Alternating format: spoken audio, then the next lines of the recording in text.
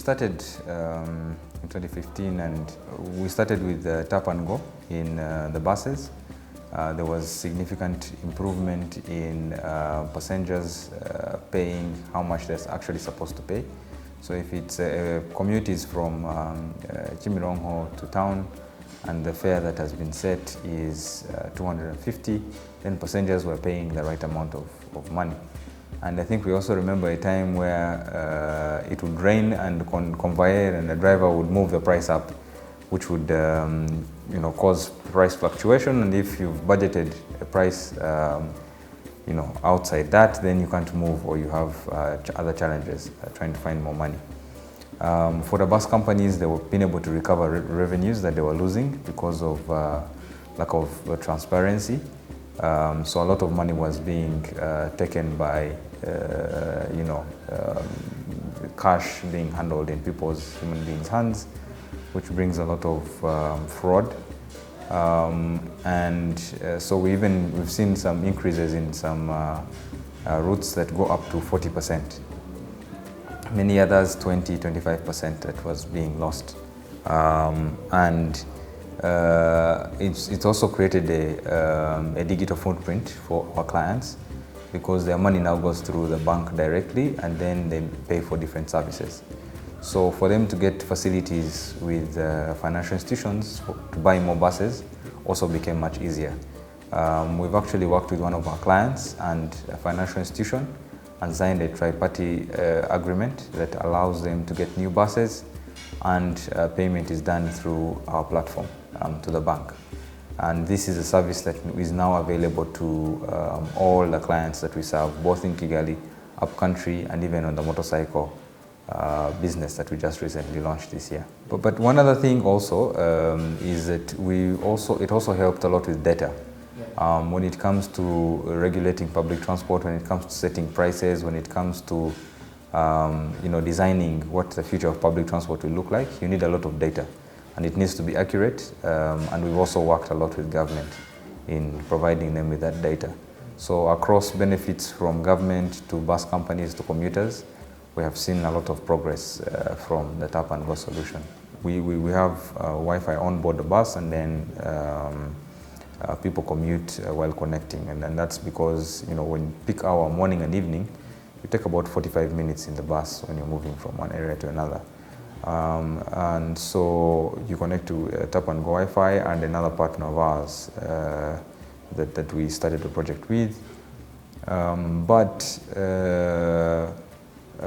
It has had a number of challenges, some of which, especially recently, we did an awareness inside the bus, and we were asking people, do you know that there's Wi-Fi? Yeah. Because we took over the project from someone else, there is still a perception of the Wi-Fi is still not there. And so you would ask people to try to connect and see.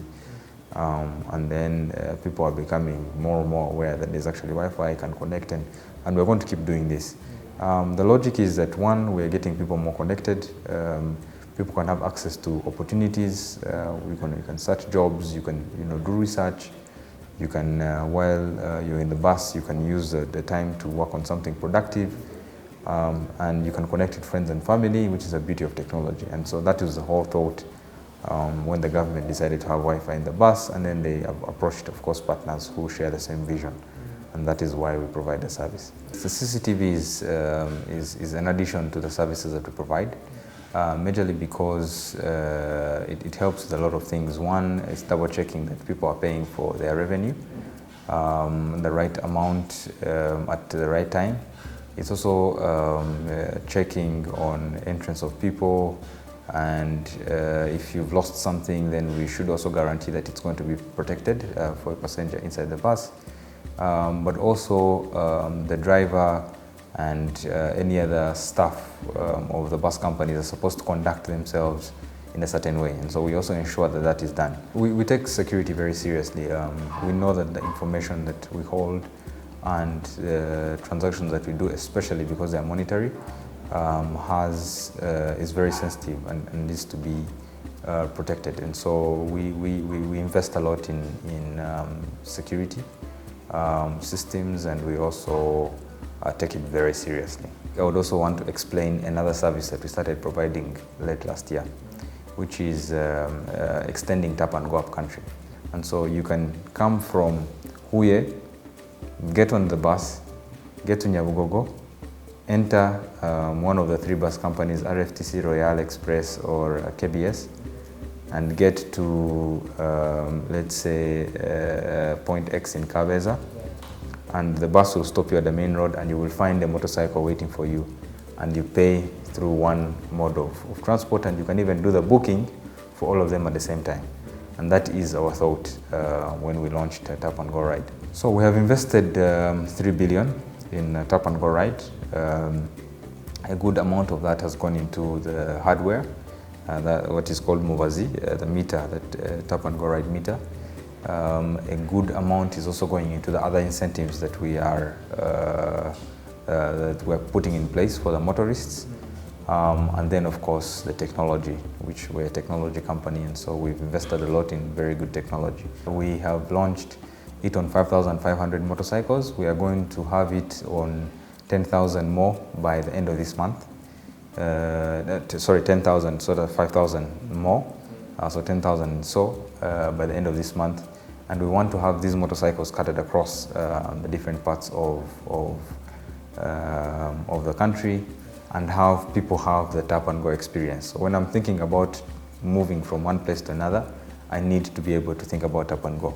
And the beauty is that we also want to make sure that our service is creating a very good experience for the investors, that is the motorist, that is the bus owner, that is any other stakeholder.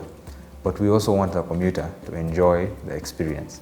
And so if you are using Tap and Go on all these platforms, you could find that you have discounts.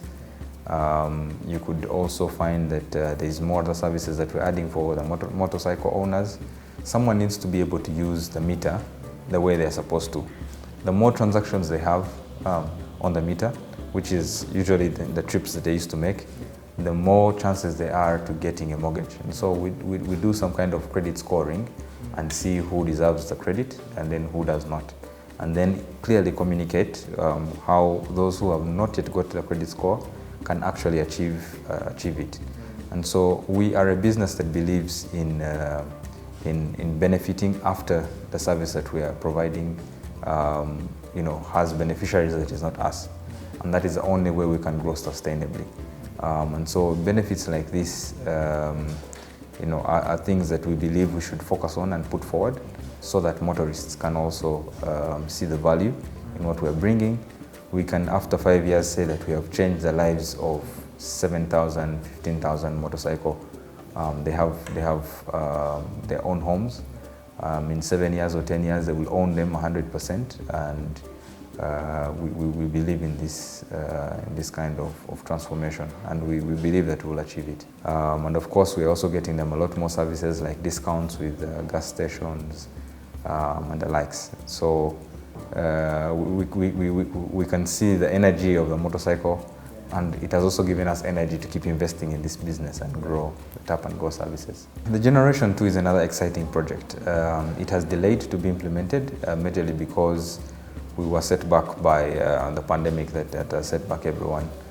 So Generation 2, the whole theory around it is that we introduced Tap and Go, we collected enough data.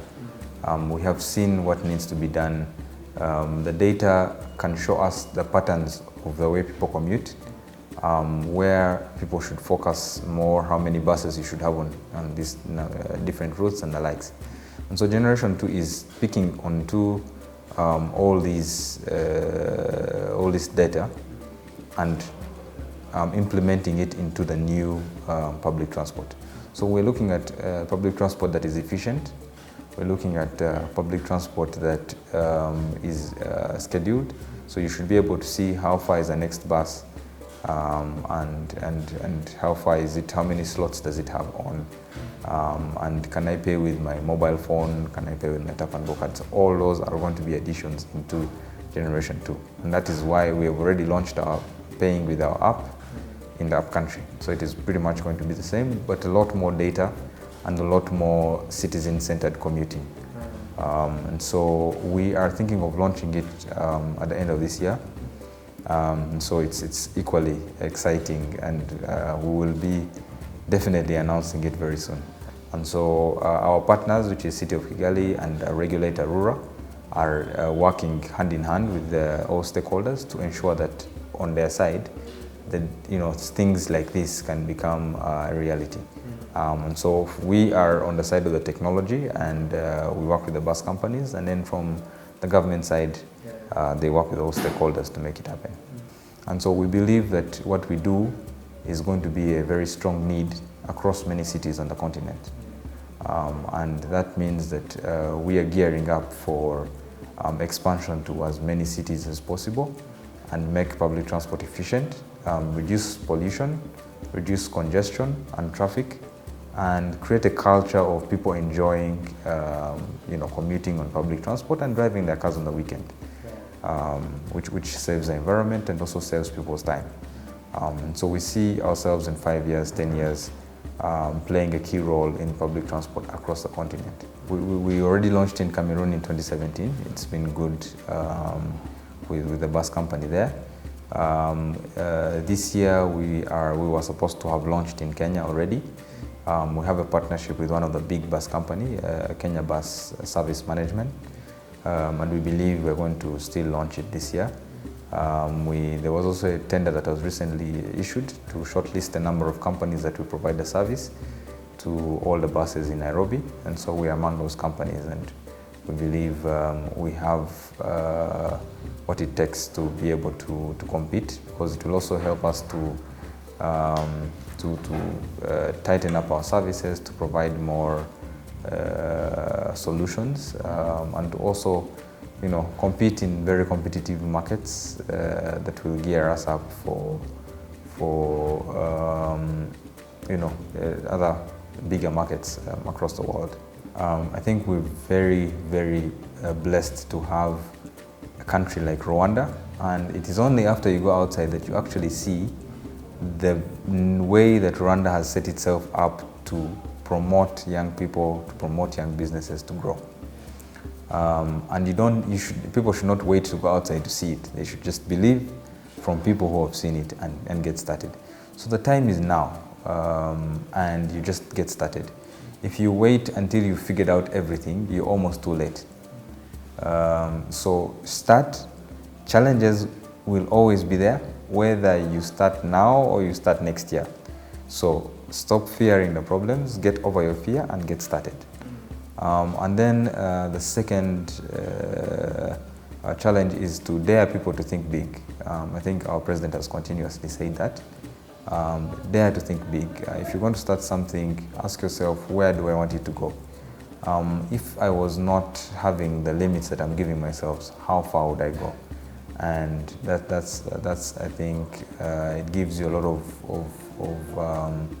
of confidence to think abroad and the current scope, and also to organize yourself in a way that you are never going to sit back and say, I have achieved, so I'm satisfied. No, you will always be looking out to grow and keep challenging yourself, because much as you're the biggest in Rwanda, how do you fare when you scale yourself, when you put yourself on a scale with global companies? And that's the question we should be asking ourselves.